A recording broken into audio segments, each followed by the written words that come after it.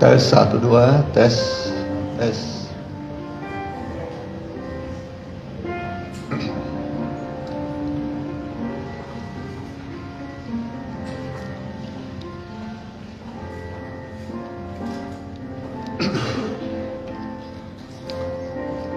Ya. Ya, puji Tuhan. Oleh kemurahan Tuhan kita bisa berbakti kembali pada hari ini Minggu tanggal 4 Juni 2023, ibadah pertama. Kami ucapkan selamat berbakti, selamat bergabung bagi Bapak Ibu yang mengikuti secara online, baik langsung dan tunda. Dan mohon bisa di-share kepada keluarga, sahabat, supaya mereka bisa mengikuti ibadah ini. Sebab setiap ibadah itu besarlah labanya, besar kuasanya. Mari kita bangkit berdiri.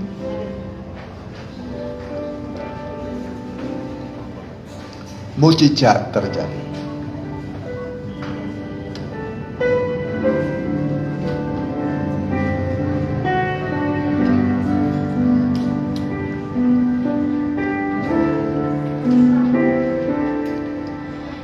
Kurasakan kasih-Mu Tuhan, kurasakan kuasa-Mu Tuhan, kurasakan kasih kuasa Roh Kudus, kurasakan kehadiran-Mu. Curahkanlah kuasa-Mu Tuhan, mujizat terjadi di tempat ini. Curahkanlah kuasa-Mu Tuhan, mujizat terjadi sekarang ini. Curahkanlah kuasa-Mu Tuhan, mujizat terjadi di tempat ini. Curahkanlah kuasa-Mu Tuhan, mujizat terjadi sekarang ini. Mujizat terjadi, mujizat terjadi sekarang ini. Kita berdoa. Bapa yang baik, yang selalu mengasihi kami dari waktu ke waktu, sungguh besarlah perhatian-Mu dan kasih-Mu bagi kami, dan kami tidak bisa membalas segala kemurahan dan kebaikan. Inilah kami jemaat-Mu, biji mata-Mu yang Kau kasihi, telah hadir dalam bait-Mu. Kuduskanlah ruangan ini, kuduskanlah hati kami Tuhan, kuduskan oleh kuasa firman-Mu Tuhan, oleh kuasa Roh-Mu yang kudus. Terutama hati kami Engkau kuduskan oleh darah-Mu Tuhan. Dan setiap imam-imam hamba-hamba-Mu yang ngambil bagian dalam pekerjaan yang kudus, tahbiskan kami, urapi dengan roh yang dari tempat yang maha tinggi. Yang masih bergegas tibakan dengan selamat, tidak ada yang kurang apa-apa. Biarlah kami menikmati persekutuan seorang dengan yang lain, terutama kami bersekutu dengan Engkau Tuhan. Anasir kuasa setan iblis kami usir di dalam nama Tuhan Yesus. Kami perintahkan Engkau semua enyah dari ruangan ini, terutama dari hati pikiran kami, sehingga kami dengan damai dan sukacita surgawi bisa beribadah memuji nama-Mu. Kami siap memuji nama Tuhan Yesus. Dalam nama Tuhan Yesus kami alaskan doa kami. Haleluya. Amin. Silakan. Ya, mempelai Tuhan pasti menang. Ya, mempelai Tuhan itulah tubuh Kristus, gereja yang Ia kasihi.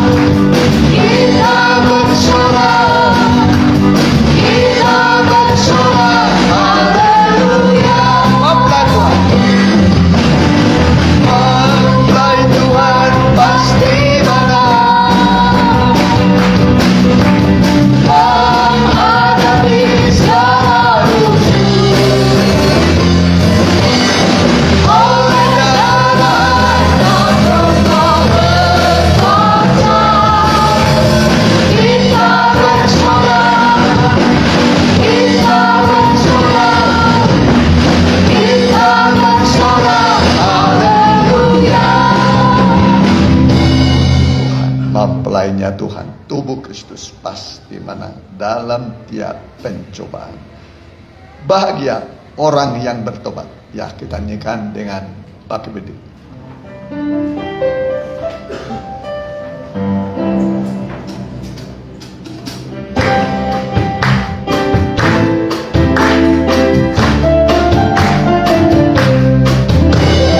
Berbahagialah setiap orang yang bertobat kepadanya.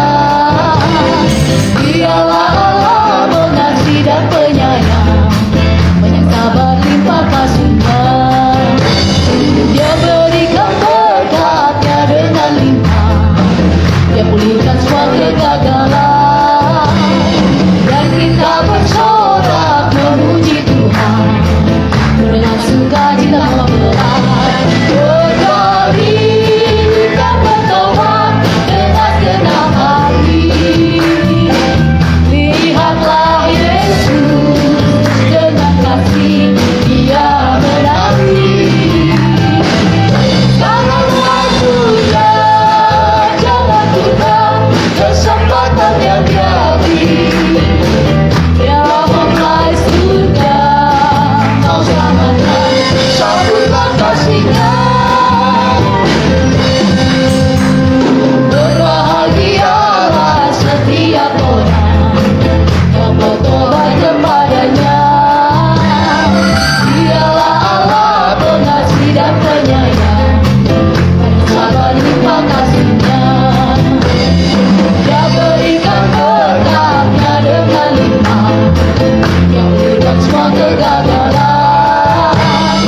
dan kita bersorak memuji Tuhan dengan sukacita mempelai. Berkali dan bertobat dengan senang hati. Lihatlah Yesus dengan kasih Dia menanti. Sekarang waktunya, jangan tunda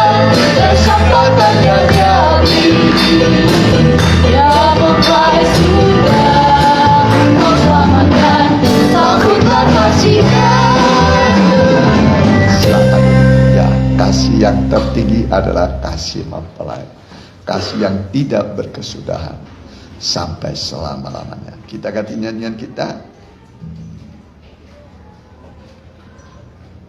Jangan kau keraskan hati. Ini di mana Roh Kudus hadir? Di mana Roh Kudus hadir?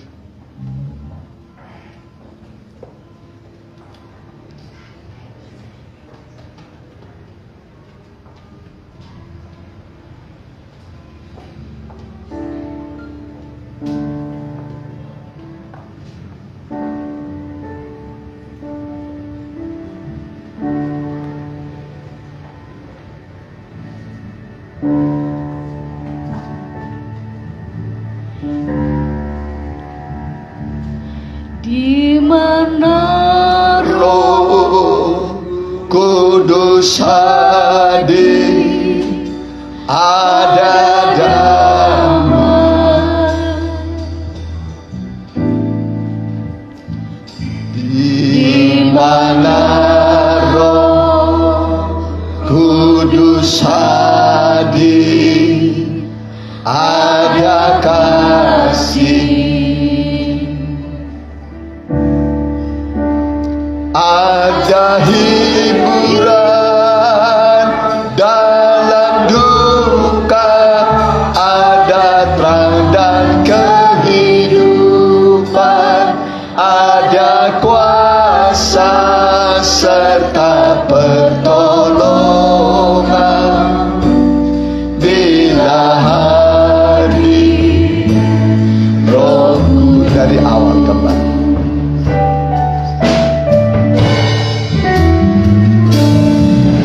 Mana Roh Kudus hadir, ada damai.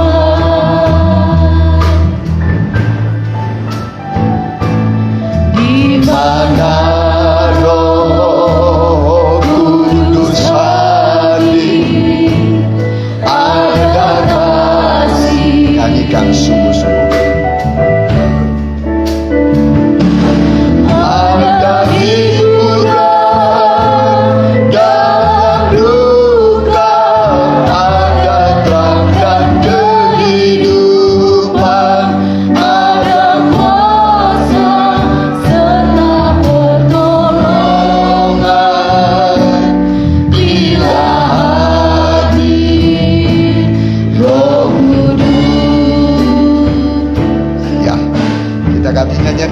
Kita bangkit berdiri, kita mau nyanyikan nyanyian Jangan Kau Keraskan Hatimu.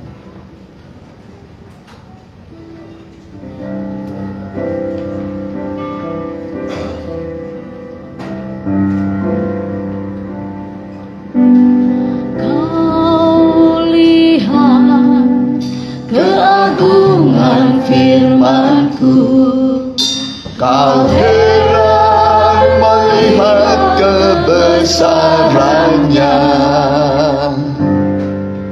Saat kau dengar pengajaranku, kau rasakan berkat melimpah. Tapi hatimu jauh dariku, kau selalu mengeraskan hatimu. Kau angkat tangan dan menyembahku, semua itu menyakitkan hatiku. Lebih dari semuanya itu, ku mau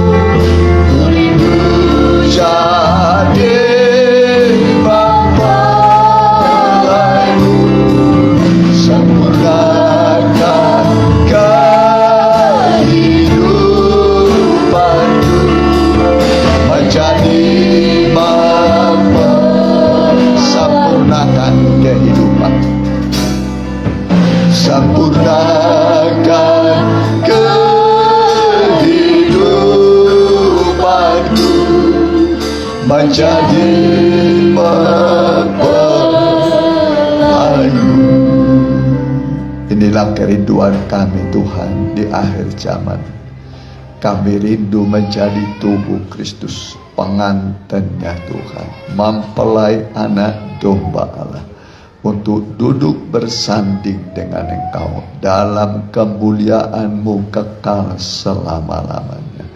Biarlah isi hati kami dengan firman dan Roh-Mu yang hidup dan berkuasa, yang sanggup menghapus air mata kami, membuka jalan bagi kami, dan memberikan kepada kami damai sejahtera yang berlimpah-limpah. Penuhilah kami dengan firman dan Roh-Mu. Kami menanti-nanti seperti Maria yang duduk dekat kaki Tuhan, memberikan sukacita, ketenangan, kedamaian dalam hidup kami. Kami siap mendengar urapi hamba-Mu dalam nama Tuhan Yesus. Hamba telah berdoa. Amin. Saya serahkan kepada Saudara Pendeta Muda Adar Sipanseki.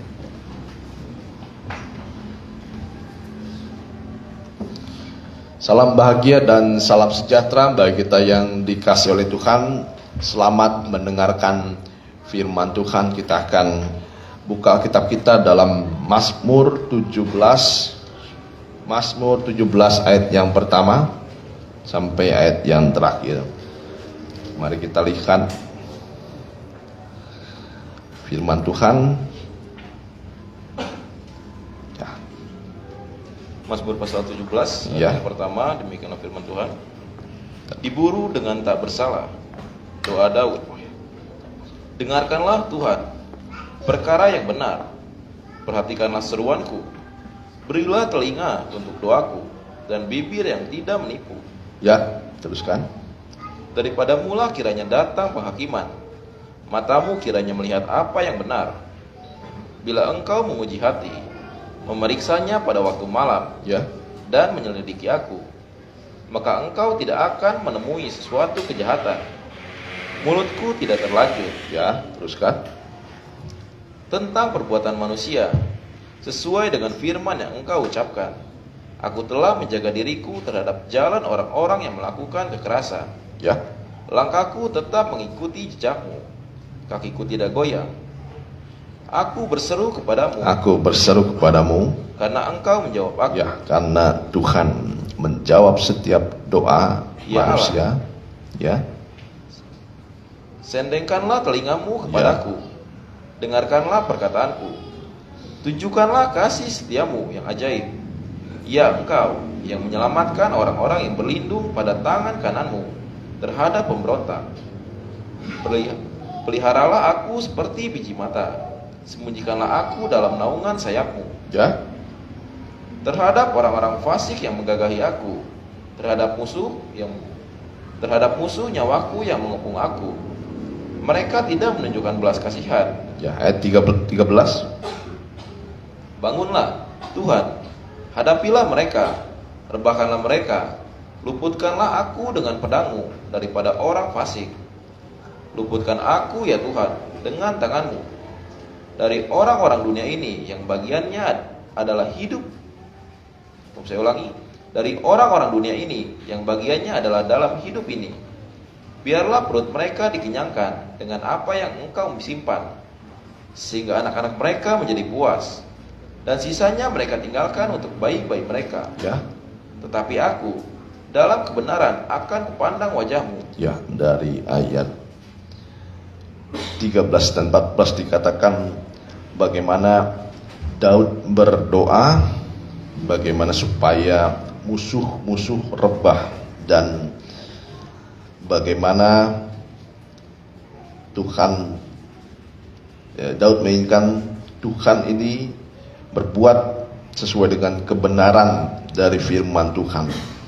Ya, sampai Daud berkata, biarlah perut mereka dikenyangkan dengan apa yang engkau simpan. Itu hukuman. Bukan berarti kita berdoa seperti Daud semacam ini. Ini arti dari nubuatan yang akan terjadi. Ya, jadi Jangan disalahartikan doa dari Daud, karena banyak doa dari Daud juga menyampaikan bagaimana keinginan Raja Daud supaya musuh-musuhnya itu jatuh dan binasa. Ini bukan berarti kita berdoa semacam itu ya. Berarti arti di sini adalah bagaimana doa Daud ini menjadi seperti nubuatan yang akan terjadi kepada musuh-musuhnya. Ya, dan ini juga nubuatan kepada musuh-musuh orang percaya. Tapi saya tidak akan bahas itu. Kita lihat bagaimana dalam perikopnya Daud ini diburu dengan tak bersalah. Nah, inilah doa yang disampaikan Daud kepada Tuhan. Dikatakan doa Daud, dengarkanlah Tuhan perkara yang benar, perhatikanlah seruanku, berilah telinga akan doaku, dan bibir yang tidak menipu. Daripadamulah kiranya datang penghakiman, matamu kiranya melihat apa yang benar. Kalau kita lihat dari perikopnya, kita sudah menyimpulkan bagaimana Daud ini sering hidupannya itu diburu.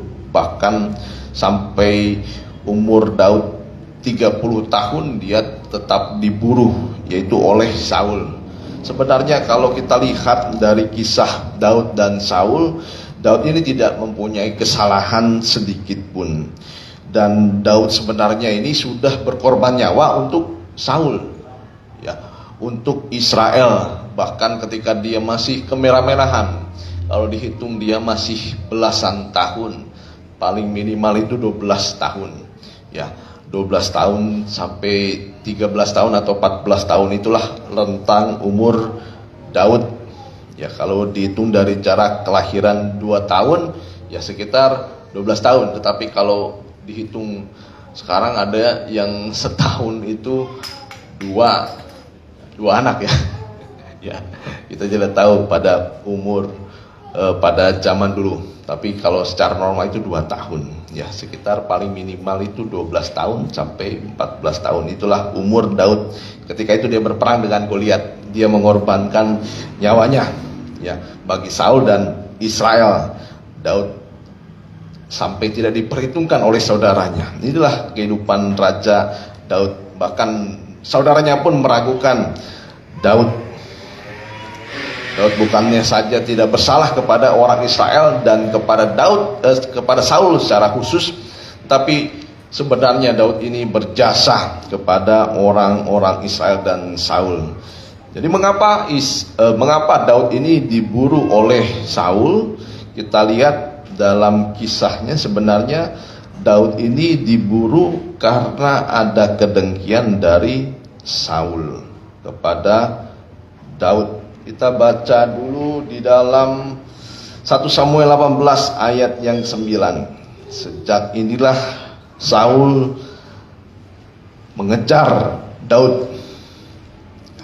Daud selalu mendengki. Nah, jadi hati-hati. Boleh di ayat yang ke-7 dulu, ayat ke-7. Dan perempuan yang menari-nari itu menyanyi berbalas-balas. Katanya, Saul mengalahkan beribu-ribu musuh. Saul mengalahkan beribu-ribu musuh. Tetapi Daud berlaksa-laksa. Ya. Lalu bangkitlah amarah Saul dengan sangat. Dan perkataannya itu menyebalkan hatinya. Ya, jadi Saul dengan kedudukannya sebagai raja, dengan mudah sekali dia marah kepada Daud. Karena Daud itu diperhitungkan berlaksa-laksa. Ya, tetapi Saul dihitung beribu-ribu. Ya, teruskan. Sebab pikirnya kepada Daud diperhitungkan mereka berlaksa-laksa. Ya. Tetapi kepadaku diperhitungkannya beribu-ribu. Ya. Akhir-akhirnya jabatan raja itu pun jatuh kepadanya. Ya, dan akhirnya Daud berpikir, wah, kalau misalnya kepada Daud diperhitungkan berlaksa-laksa dan kepada saya hanya beribu-ribu, akhirnya suatu saat jabatan raja pun jatuh kepadanya. Ini yang dikhawatirkan oleh Saul. Kira-kira terjadi? Sebenarnya tidak terjadi pada zaman Saul. Sampai Saul itu meninggal. Dan Saul tidak pernah direbut tahtanya oleh Raja Daud. tetapi semua adalah karena kehendak Tuhan. Karena Saul itu hidupnya tidak sesuai dengan kehendak Tuhan, menyakiti hati Tuhan. Ayat 9. Sejak hari itu maka Saul selalu mendengki. Ya, sejak dari itu Saul selalu mendengki. Nah, jadi mengapa Raja Daud dikejar-kejar oleh Raja Saul? Itu karena Saul mendengki kepada Raja Daud. Dan selanjutnya ayat yang 10. Ini isi dari orang yang mendengki kepada siapapun juga, ya. Keesokan harinya. Ya, keesokan harinya tidak begitu lama. Orang yang mendengki ini itu dalam hatinya jauh dari Roh Kudus, tetapi yang dekat adalah, ya bacakan, Roh jahat yang daripada Allah itu berkuasa atas Saul. iya, jadi diizinkan roh jahat berkuasa atas Saul. Teruskan. Sehingga ia kerasukan di tengah-tengah rumah. Ya, Sedang Daud main kecapi seperti sehari-hari. ya, Adapun Saul ada tombak di tangannya. ya, Saul melemparkan tombak itu karena pikirnya, baiklah aku menancapkan Daud ke dinding. Tapi Daud mengelakkan sampai 2 kali. ya, makanya disebut hanya 1 langkah jaraknya aku dengan maut. Ya, nah, kita lihat bagaimana kedengkian ini sudah merasuk dalam diri banyak orang, terutama juga orang-orang percaya. Apa yang disebut dengan dengki? Dengki itu adalah perasaan marah, perasaan benci, perasaan tidak suka karena iri hati, ya, iri kepada berkat seseorang, pemakaian seseorang, ya, keberuntungan, pekerjaan, kebaikan seseorang. Ada orang bisa iri loh, ya. Orang itu baik, malah kita iri, bukan kita bersyukur. Ada orang itu lebih maju daripada kita bisa iri, mendengki, sampai kita dalam hati mudah-mudahan dia jatuh, mudah-mudahan dia hancur. Nah, itulah yang dinamakan dengki. Nah, jadi hati-hati, orang yang mendengki, roh jahat ada menguasai orang-orang yang mendengki. Ya, oleh sebab itu kita lihat kembali ke Mazmur yang ke-17, dikatakan, ya, oleh sebab itu jangan kita punya hati yang mendengki.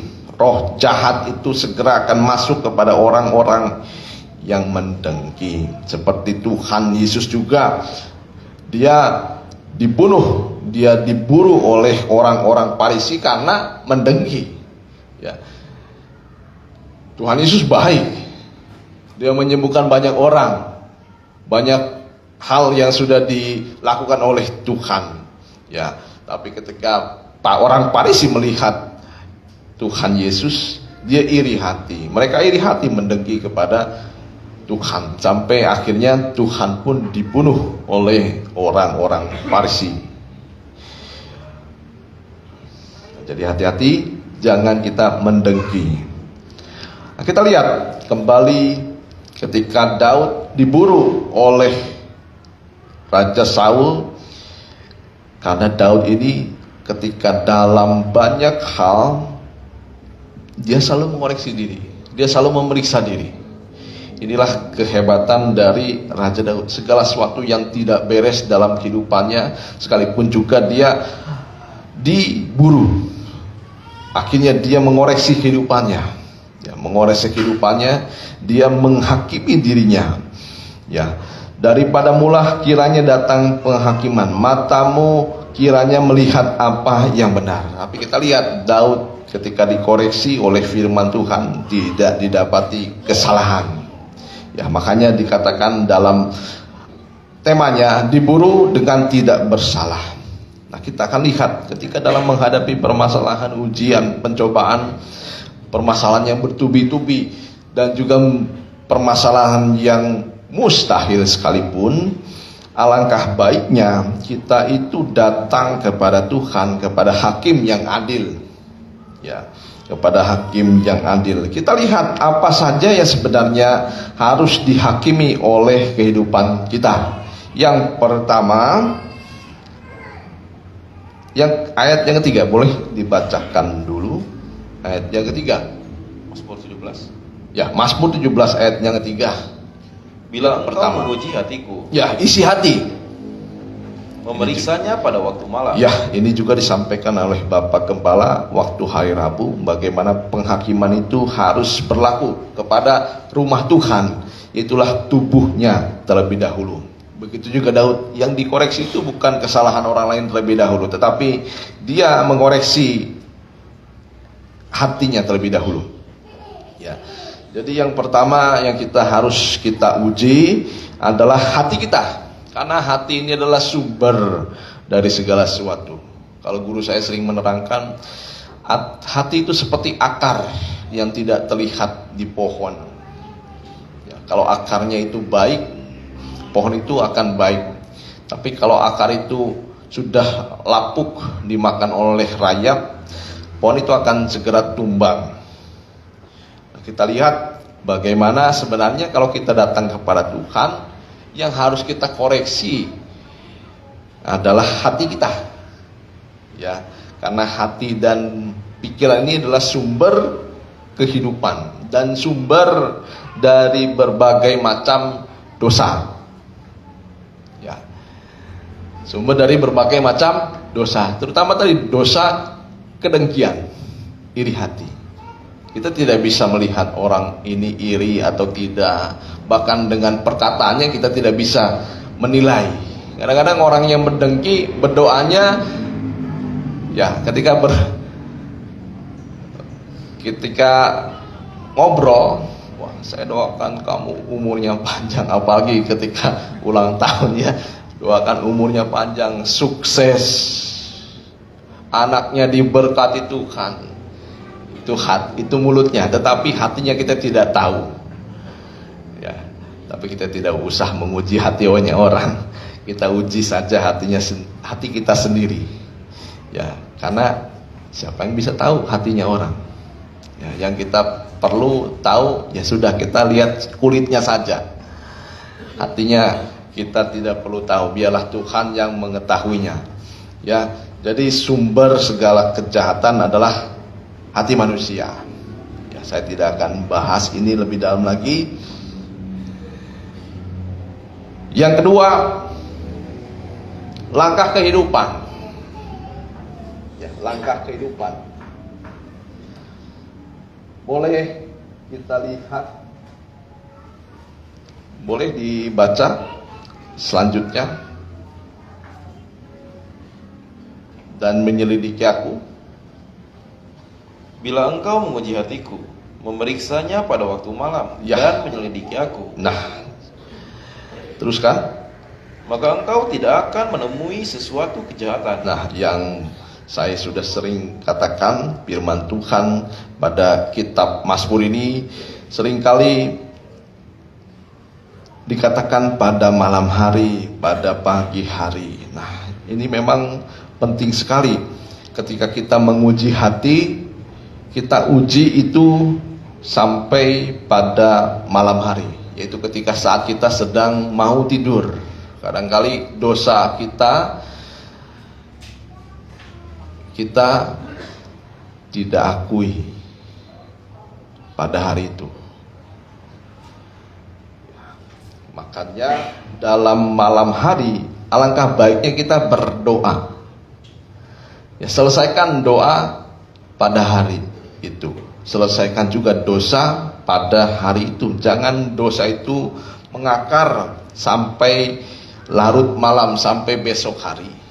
Ya, alangkah baiknya kita selesaikan dosa sampai hari itu saja.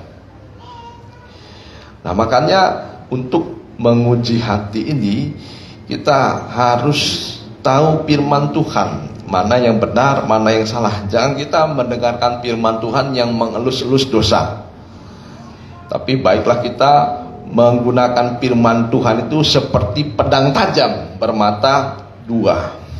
Ya, kalau sudah pedang tajam bermata dua, tidak melihat lagi namanya kedudukan seseorang, tidak lagi melihat keinginan seseorang. Ya, Kalau sudah pedang itu tajam, dia tidak peduli orang itu sebaik apa, sejahat apa, orang itu juga mungkin kedudukannya tinggi dan lain sebagainya. Kadang-kali ketika kita mendengar firman Tuhan, terutama sebagai pengkhotbah, saya seringkali ada rasa sungkan, ya, ada rasa sungkan. Tapi saya berdoa kepada Tuhan. Makanya dalam firman Tuhan dikatakan kita harus menyampaikan firman Tuhan itu dengan berani. Ya, coba kalau kita punya pedang, ya, punya pisau, tapi kita tidak mau menyayat daging dengan berani. Wah, setajam-tajamnya pisau itu tidak akan bisa melepaskan memotong daging. Tapi kalau kita lihat sudah pedang tajam, golok tajam, ketika ada ayam dipotong dengan berani, lepas. Nah begitu ya sebenarnya dosa. Kalau kita harus, ya, sebagai pemberita firman Tuhan harus dengan berani, tidak peduli daging apa yang dipotong. Ya, dia harus terlepas dari tempatnya, ya, sehingga bisa dibagi-bagi. Nah, seperti itulah sebenarnya dosa. Nah, kita lihat langkah kehidupan yang kedua. Yang pertama adalah hati. Kedua, langkah kehidupan. Boleh di ayat yang keempat? Ayat yang keempat, Boleh, boleh ayat yang keempat. tentang perbuatan manusia, Ya, sesuai dengan firman yang engkau ucapkan. Aku telah menjaga diriku Ya. terhadap jalan orang-orang yang melakukan kekerasan. ya, Langkahku tetap mengikuti jejakmu, kakiku tidak goyah. ya. Yang kedua adalah langkah. Langkah ini adalah, saya ibaratkan saja, adalah kehidupan kita dari pagi sampai malam hari. Ya, jadi sepanjang hari langkah-langkah kehidupan harus kita periksa. Makanya seluk-beluk kehidupan kita jangan kita lupakan pada hari itu juga. Kita melakukan apa hari itu, kita menyampaikan apa hari itu, kita berbuat dosa atau tidak, kita harus tahu langkah-langkah kehidupan kita. Apa kita layak, apakah kita berkenan di hadapan Tuhan. Nah, bagaimana caranya kita memeriksa langkah kehidupan kita? Ya, yang pertama, dengan hati nurani. Ya, dengan hati nurani. Hati nurani ini berperan penting untuk memeriksa jalan kehidupan kita. Mazmur 16 ayat 7. Mazmur 16 ayat yang ke-7. Demikian firman Tuhan. Ya, Aku memuji Tuhan aku memuji Tuhan yang telah memberi nasihat yang kepadaku. telah memberi nasihat kepadaku.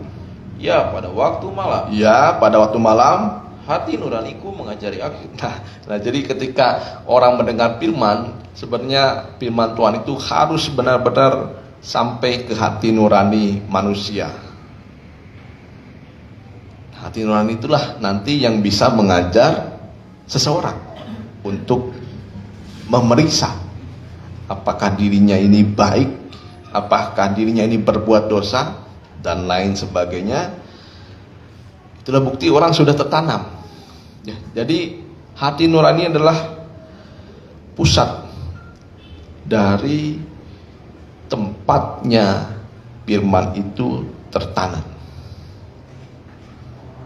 Nah, jadi kalau orang sudah tertanam di dalam hati nuraninya itu bisa mengajar.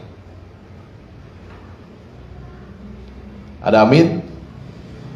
Ya, alangkah baiknya kita, alangkah indahnya kalau hati nurani kita itu bisa berkata. Hati yang terdalam itu batin manusia. Ya, hati nurani juga bisa merasakan hal-hal yang menyedihkan. Ya, perasaan terdalam batin manusia yang sebenarnya dalam hati kita bisa berkata, mungkin berkata dusta dan lain sebagainya.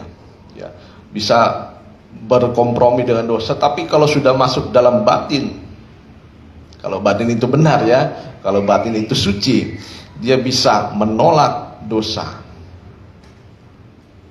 Nah, jadi dalam pikiran, dalam hati, dan dalam batin. Nah, yang paling dalam adalah batin manusia, hati nurani manusia, perasaan terdalam. Ketika berbuat dosa, perasaan terdalam ini akan berduka cita. Ya, berduka cita. Coba kalau kita renungkan ketika berbuat dosa, perasaan terdalam kita apakah berduka atau tidak? Itu ukurannya. Kalau berduka berarti hati nurani kita masih baik. Tapi kalau perasaan tidak ada lagi, hati nurani kita perlu dipertanyakan. Hati nurani itu tidak akan bisa mengajar kita. Dikatakan sini, aku memuji Tuhan yang telah memberi nasihat kepadaku. Ya, pada waktu malam hati nuraniku mengajari aku. Seperti Raja Daud, ketika waktu malam hati nuraninya mengajar. Ya, apa yang menjadi kehendak Tuhan, apa yang menjadi maunya Tuhan. Nah, kita harus renungkan. Ya, apa yang menjadi kesalahan kita dan lain sebagainya. Jadi dengan apa kita memeriksa langkah-langkah kehidupan kita hari lepas hari, ya, dengan hati nurani, yaitu hati nurani yang sudah diisi oleh firman, sehingga hati nurani itu yang bisa mengajar kehidupan kita. Yang kedua, ya, lewat ujian. Ayub 23 ayat 10. Ayub 23 ayat yang ke-10.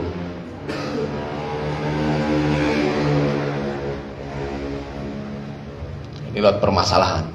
Jadi Tuhan izinkan masalah itu untuk menguji. Ayub 23 ayat Untuk ke-10. menguji langkah-langkah kehidupan kita. Ya, Demikian firman Tuhan.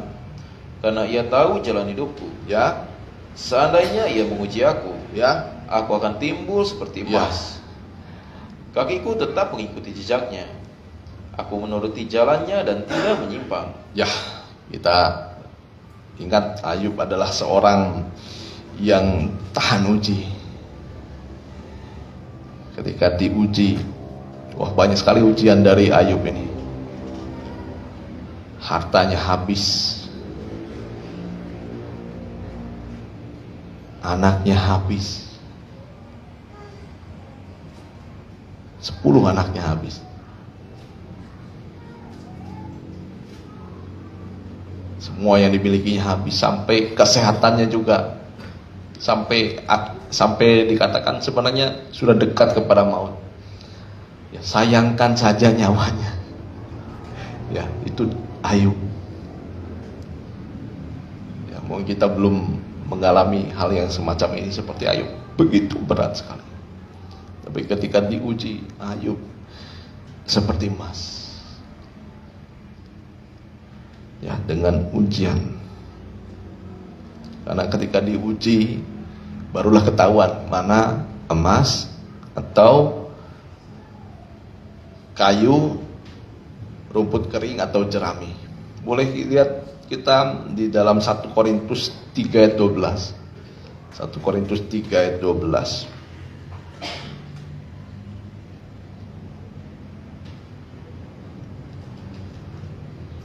1 Korintus 3 ayat ke-12. Ya. Entahkah orang membangun di atas dasar ini dengan emas, perak, batu permata, kayu, rumput kering atau jerami? Ya. Sekali kelak pekerjaan masing-masing orang akan nampak, karena hari Tuhan akan menyatakannya. Jadi banyak orang itu seperti emas, seperti perak, batu permata. Tetapi ada juga yang seperti kayu, rumput kering atau jerami. Mana yang lebih mudah terbakar? Ya, rumput kering. Ya, mungkin ada imannya seorang itu seperti rumput kering. Ada seperti jerami, ada seperti kayu. Kayu dengan jerami beda ya.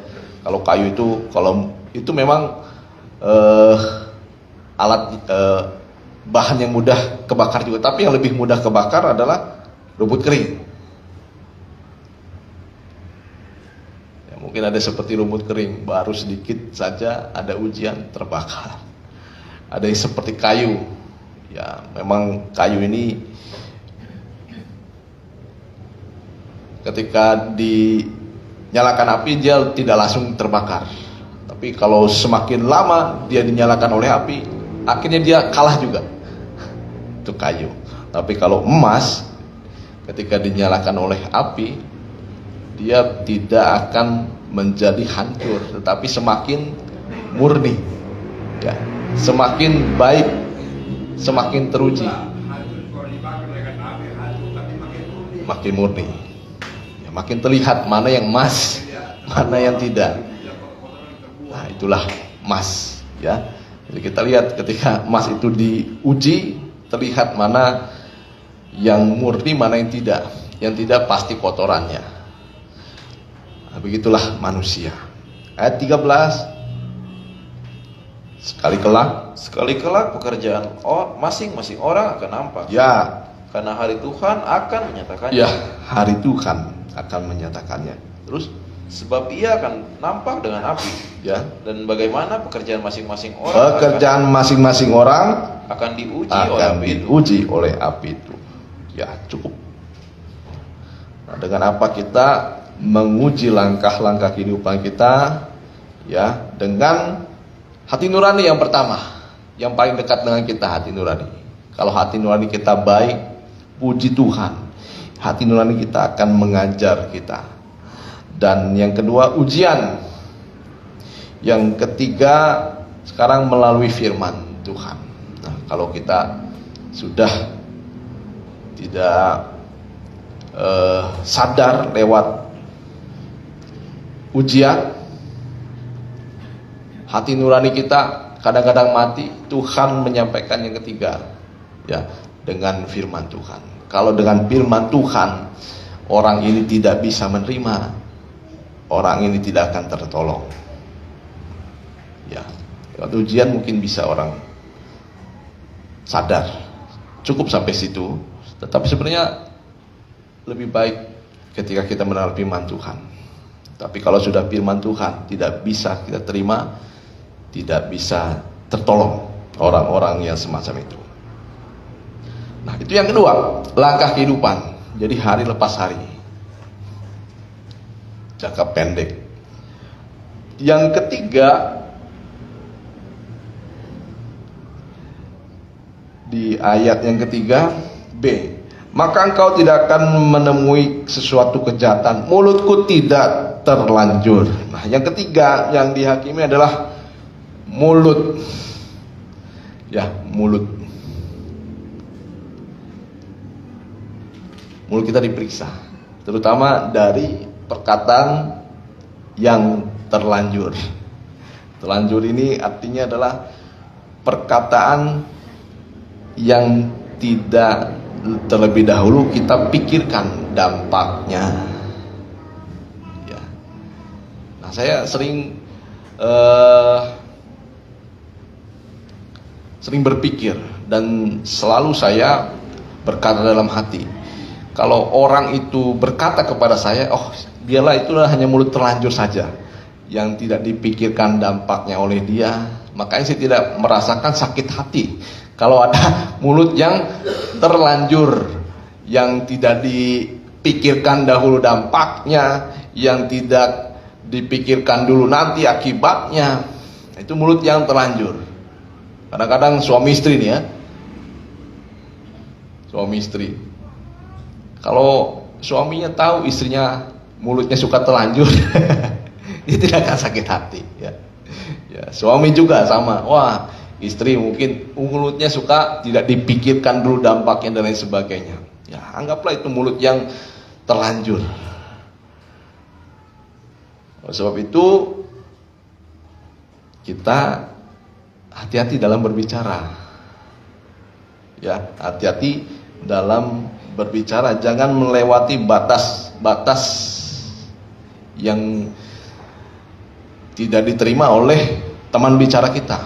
Dalam bercanda, hati-hati. Dalam bercanda, dalam melawak, dalam menyampaikan salah satu perkataan, orang bisa sakit hati. Ya, kalau kepada orang-orang yang ya mudah sakit hati, ya mudah sakit hati. Tapi baiklah kita kalau punya telinga, sering Bapak Gembala sampaikan, telinga itu jangan terlalu tipis. Ya, telinga jangan terlalu tipis. Baru sedikit saja sudah sakit hati. Sudah ada kebencian, akar pahit. Sedikit salah bicara, sakit hati. Jadi mulut yang telanjur, mulut yang tidak dipikirkan akibatnya, dampaknya. Ini hati-hati. Ya.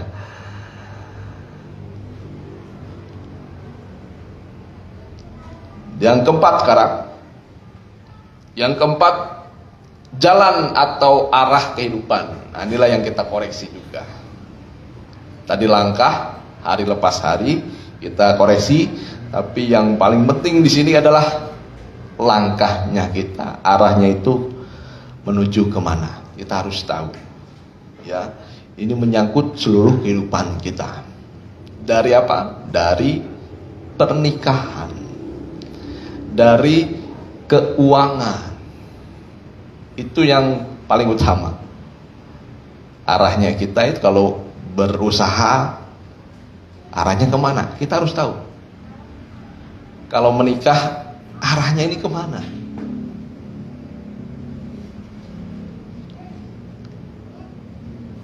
Usahakan jangan menyimpang.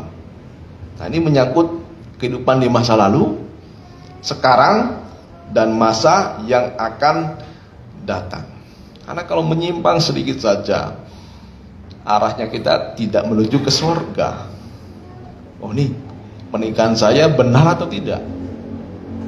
Ya, Bapak Gembala sering dihadapkan dengan berbagai macam pernikahan. Ya, kalau saya dalam hati, udahlah terima saja, udah restui saja. Tapi dalam Alkitab, oh tidak bisa, hamba Tuhan memberkati. Tetapi yang memberkati itu adalah Tuhan. Berarti sesuai dengan kehendak Tuhan. Ya, jadi arahnya kita itu menuju mana harus tahu. Ya, kita koreksi perbuatan kita hari lepas hari. Tetapi yang paling penting arahnya kita. Berusaha kita benar atau tidak. Karena kalau orang sedikit menyimpang kesananya pasti akan menyimpang. Kalau kita tak lihat garis itu adalah sambungan antara titik-titik tertentu. Ya, kalau titik itu saja menyimpang dikit, dia tidak akan lurus. Ya, kalau saya di sini tarik garis lurus ke sana. Tapi saya kalau misalnya mencoba 1 derajat saja sudah berbeda ujungnya. Nah, inilah langkah kehidupan seseorang. Nah, jadi kita harus tahu iman kita, harus tahu arahnya. Ya, kepercayaan kita harus tahu arahnya.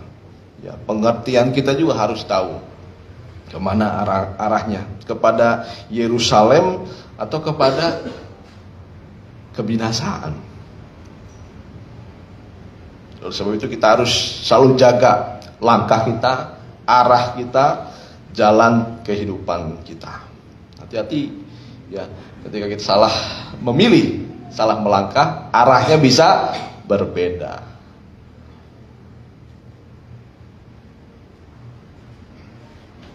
Dalam hal-hal yang kecil saja. Ya. Mungkin orang mencari pekerjaan juga.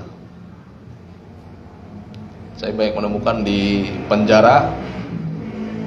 Ya. Saya tanya, apa yang membuat kamu masuk penjara?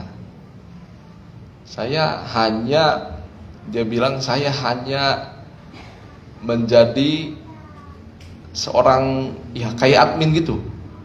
Dia tidak tahu sebenarnya pertamanya apa yang dikerjakan. Tapi sebenarnya sehari dua hari dia harus mengetahui, oh ini pekerjaannya tidak baik. Pekerjaan tidak baik. Tapi dia lanjutkan terus. Sebenarnya hati nuraninya itu pada hari pertama kedua harusnya berkata, wah saya sebenarnya tidak baik bekerja di tempat ini. Lebih baik saya miskin daripada kaya dari hasil yang jahat ini. Ya. Akhirnya dia ketangkap beserta bosnya. Saya tidak tahu bosnya kena atau tidak. Saya yang tahu ketika polisi menggerebek tempat itu, dia ada di tempat itu, dia terkena pasal sekian-sekian, akhirnya masuk penjara. Nah, itu salah langkah. Masih salah langkah, ya. Tapi kalau salah langkah ini tidak diperbaiki, arahnya nanti akan salah. Nah, jadi kita harus mengoreksi 4 hal ini. Yang pertama tadi isi hati. Yang kedua langkah hidup. Yang ketiga mulut kita. Lewat ucapan kamu dibenarkan, lewat ucapan kamu dihakimi.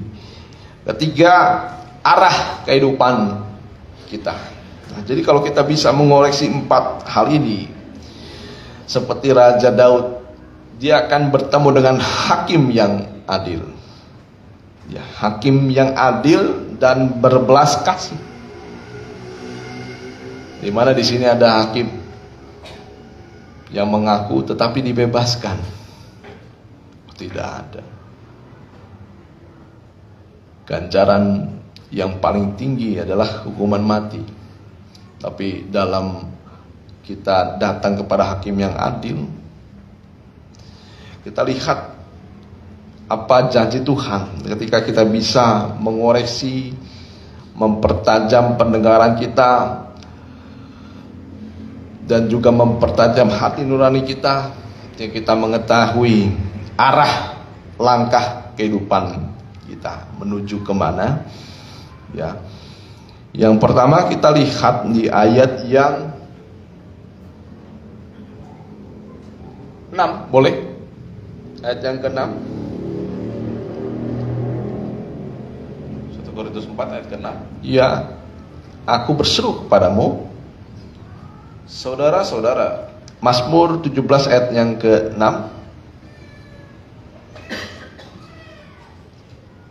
Mazmur 17 ayat yang ke-6. aku berseru kepadamu, Aku berseru kepadamu. karena engkau menjawab aku, Ya. ya Allah. Ya.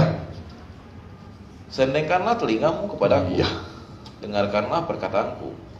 Tunjukkanlah kasih setiamu yang ajaib. Ya, tunjukkanlah kasih setiamu yang ajaib. Ya engkau yang menyelamatkan orang-orang yang berlindung pada tangan kananmu terhadap pemberontak. Ya, makanya dikatakan ada seorang perempuan datang kepada hakim yang lalim. Perempuan ini meminta supaya hakim ini membela perkaranya. Sekali dua kali hakim itu tidak mendengar, sampai beberapa kali hakim itu akhirnya harus mendengarkan dan membela seorang perempuan ini. Nah, begitu juga kehidupan kita. Ya, kalau kita mau dibela oleh Tuhan, datang kepada Tuhan terus menerus. Daud ini bukan sekali dua kali langsung dijawab oleh Tuhan doanya. Ya, dia dengan penuh pergumulan. Ya, makanya beberapa kali Daud berkata, Tuhan dengarkanlah doaku, Tuhan berilah telingamu. Selalu Daud ya, dengan tekun. Nah, kita juga datang kepada Tuhan dengan tekun. Yang paling penting kita dibela oleh Tuhan perkara kita. Dengan cara bagaimana? Tadi memeriksa ya, sampai arah kehidupan kita. Kalau kita tahu arah kehidupan kita menuju ke bawah, menuju kepada kebinasaan, datang kepada Tuhan, oh mengakui, oh arahnya saya sudah salah Tuhan, saya mau mengakui. Kita datang kepada hakim yang adil dan setia. Nah, kalau kita datang kepada Tuhan, kepada Hakim yang adil, kita mendapat yang pertama kasih setia yang ajaib. Yang ajaib, yang heran. Yang heran. Mengapa heran? Ya, sebenarnya kita seharusnya dihukum. Tapi Tuhan tidak menghukum kita. Kalau ada seorang yang punya masalah dengan hukum, seharusnya dia dihukum. Tapi dia datang kepada hakim yang sangat adil. Ya, pasti tetap dia dihukum. Tetapi kalau hakim ini adil, tetapi kasih dan setianya ini terpancar, yaitu hanya Tuhan saja. Di mana di sini ketika dia datang kepada hakim, oh Tuhan, oh hakim, tolonglah saya, walaupun mungkin saya berbuat salah. Kalau dia tahu bahwa hukumannya ini, perbuatannya ini membuat dia dihukum, tapi hakim itu malah membebaskan. Betapa herannya, ya, betapa herannya. Nah, itulah herannya kita memiliki Tuhan. Harusnya kita dihukum, ya. Tapi malah dia yang menggantikan kita di atas kayu salib. Malah dia menyelamatkan kita. Itulah Tuhan kita yang heran. Dia malah membenarkan kita, malah mengampuni kita. Itulah Allah yang heran. Ya. Yang kedua dikatakan di ayat yang ke-8. Ayat yang ke-8. Peliharalah aku seperti biji mata. Ya, peliharalah aku seperti biji matamu. Teruskan. Sembunyikanlah aku dalam naungan sayapmu. Ya, kita tahu biji mata adalah organ yang paling, ya, salah satu yang lemah. Tidak bisa kita sentuh secara langsung. Jangankan disentuh, satu debu pun tidak boleh menjamah biji mata. Makanya yang terdekat rambut yang kadang masuk ke mata itu salah satunya bulu mata. Oh, tidak bisa. Sekali masuk kita akan berusaha mengeluarkan. Nah, begitu juga kalau kita datang kepada Tuhan. Tuhan itu membenarkan kita, membela kita, mengampuni kita, menguduskan kita, dan terlebih daripada itu Tuhan bertindak, ya, kepada kita. Kita diibaratkan seperti biji mata. Jadi perlindungan sempurna, pembelaan yang sempurna. Tidak seorang pun boleh menjamah biji mata kita. Biji mata itu menuju kepada hal-hal yang lemah.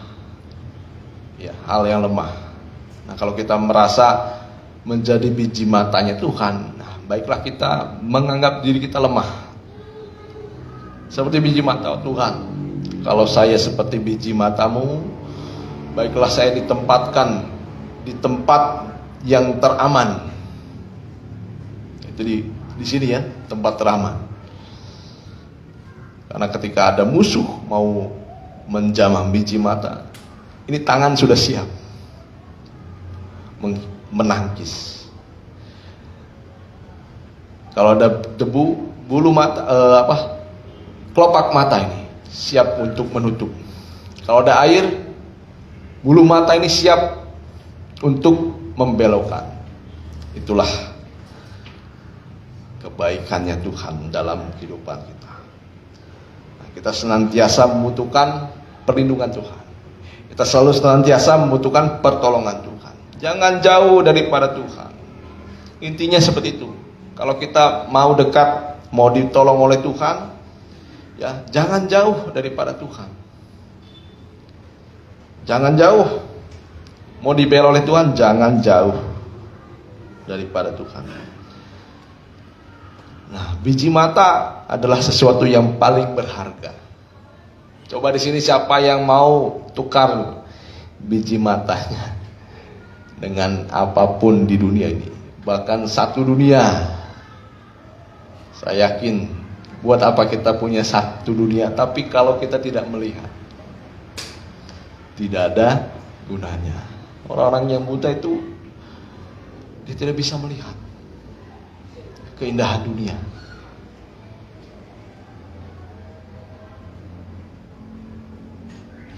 Buat apa? Sesuatu yang berharga. Nah, itulah kita diumpamakan sebagai sesuatu yang berharga. Siapa yang mengganggu gugat orang pilihan Tuhan? Tidak ada. Ya, asal kita di sini seperti Daud. Dia menguji hatinya senantiasa. Orang yang selalu menguji hatinya, dia akan menjadi biji matanya Tuhan. Ya. Yang ketiga, ayat yang ke-15, ayat terakhir, ayat 15.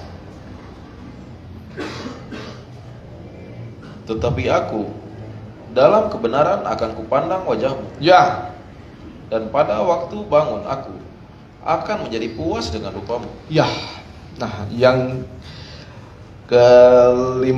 yang ketiga di ayat yang ke-15. Jadi orang yang selalu menguji hatinya, dia akan selalu merasakan kepuasan dalam kehidupannya. Puas dalam hal apa? Memandang wajah Tuhan. Ya. Kita memang tidak tahu wajah Tuhan itu seperti apa. Tapi kita punya iman.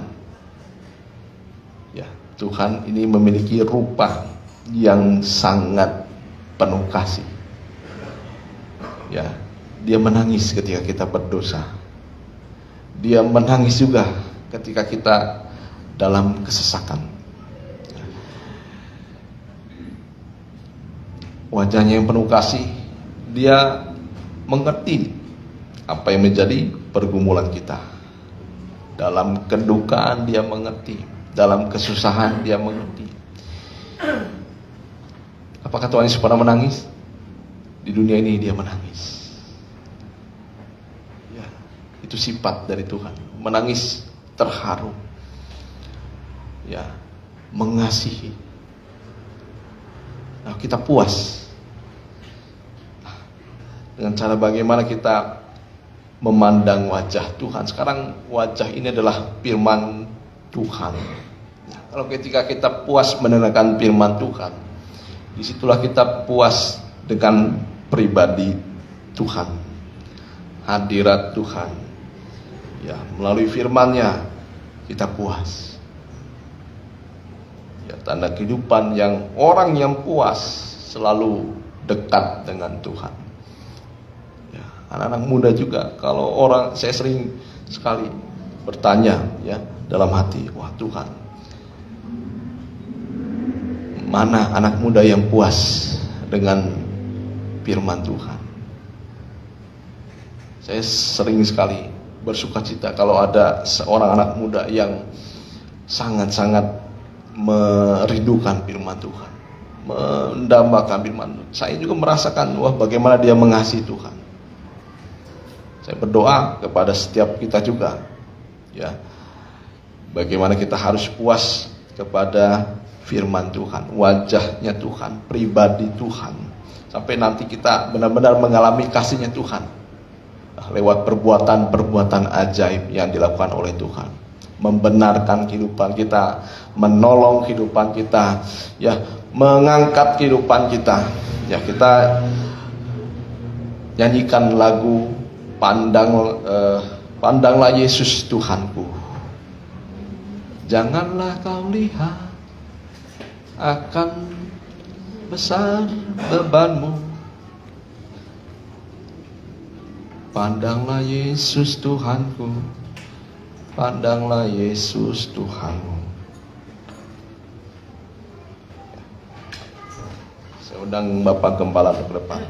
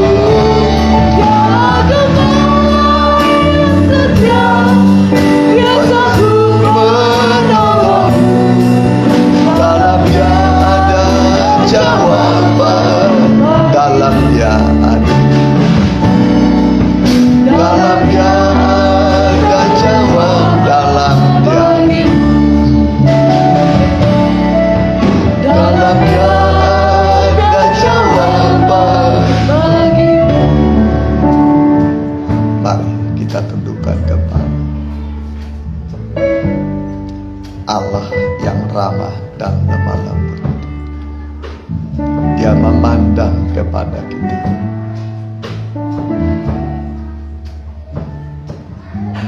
Dia melihat kepada kita dengan rohnya yang kudus, hadir di tengah-tengah kita. Mari pandanglah wajah Yesus di dalam firman Allah yang ramah dan lemah lembut, yang tidak menginginkan kita binasa, hancur, tapi Dia mau supaya kita mengalami pemulihan. Saat-saat berat tekanan hidup, saat hati kita sudah retak hancur, tangannya mau memulihkan kita, menjamah kita, mengangkat kita ketika kita jatuh, memberikan kepada kita kekuatan baru, kemenangan dalam tiap pergumulan kita. Dia ada di tengah-tengah kita. Haleluya. Mari berdoalah pada.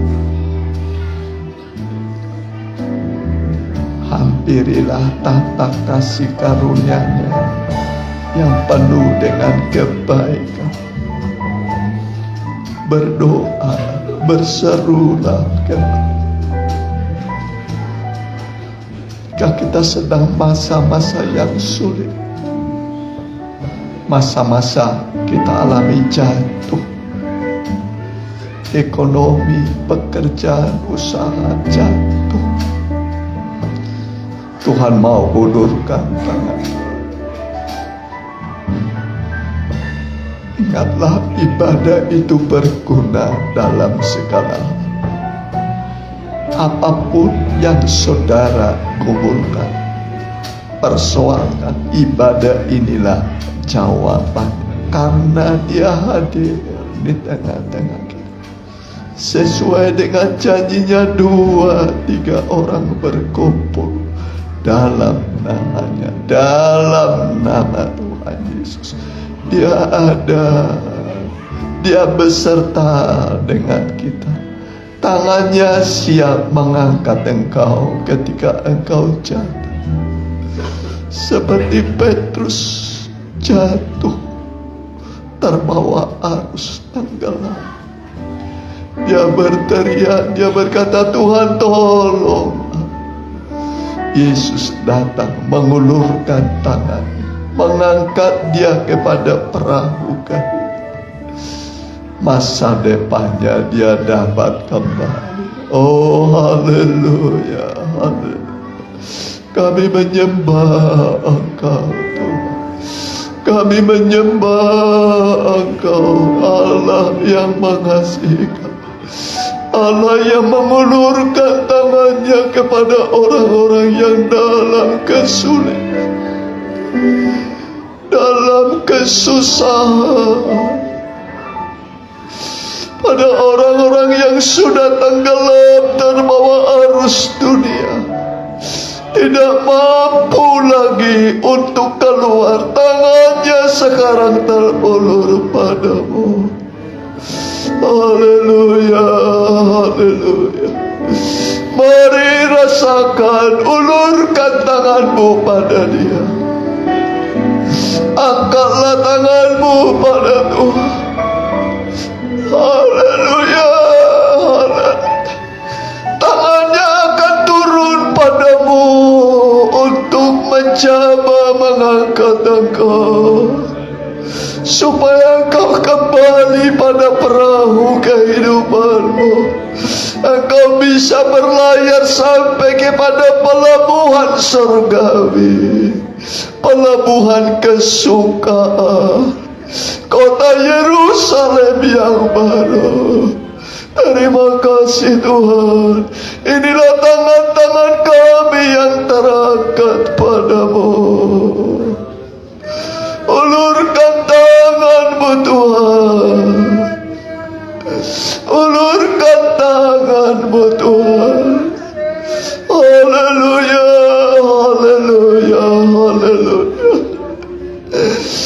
firman dan Roh Kudus itulah tangan yang terulur padamu, menjamah engkau, mengangkat engkau, memulihkan engkau. Yang mengikuti secara online juga tolong Tuhan, tolong semua Tuhan.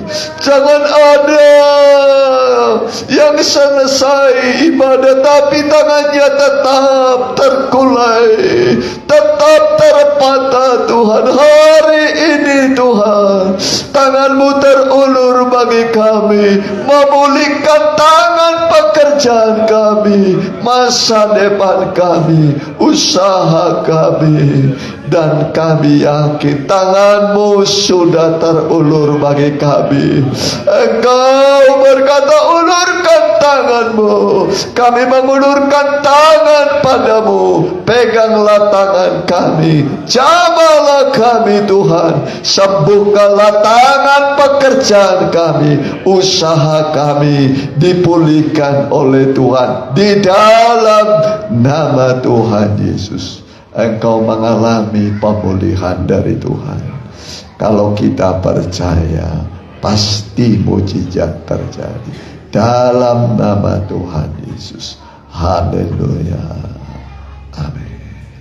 Mari kita angkat puji-pujian bagi Tuhan. Kita jalankan persembahan seperti biasa 2 kali. Kita nyanyikan nyanyian ya. Ku masuki gerbang.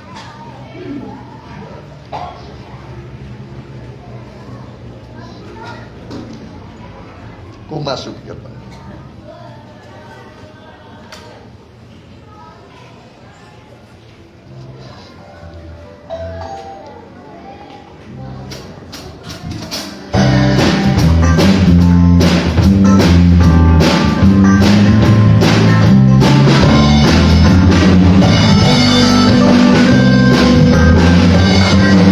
Masuki gerbang dengan hati bersih.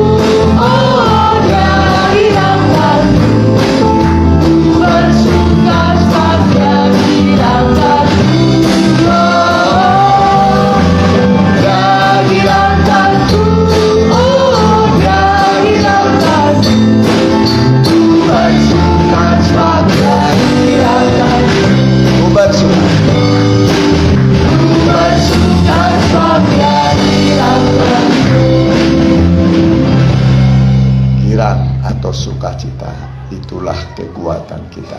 Amin. Jangan bersedih, jangan kecewa ya, tapi tetap bersukacita. Ya. Ditampilkan dulu laporan keuangan.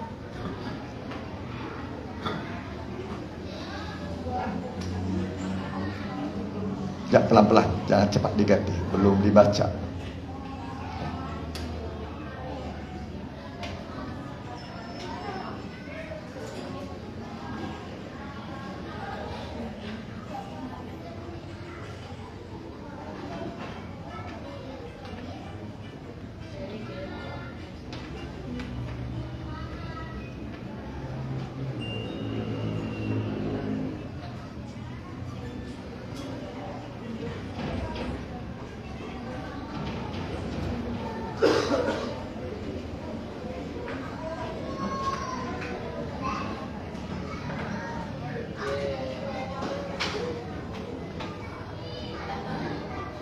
Udah? Masih ada? Ya.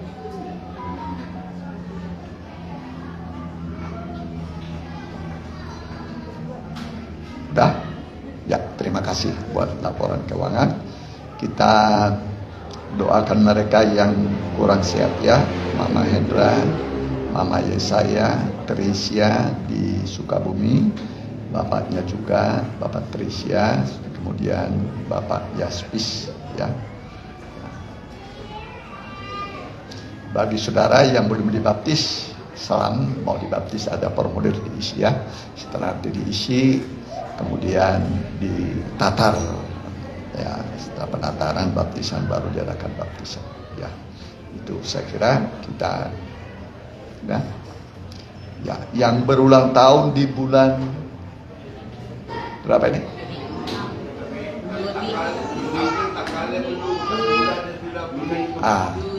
Juni bulan 6 ya. Ya, pokoknya bulan 6 ya, yang bulan 6 ya, boleh berdiri, boleh berlutut ya. Ayo, yang ulang tahun di depan ya. Di depan. Ya, ada yang berulang tahun? Ya. Ya.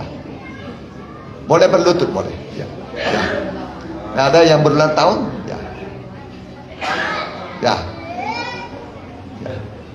Jemaat berdiri ya, yang mau didoakan di depan supaya bisa dibedakan.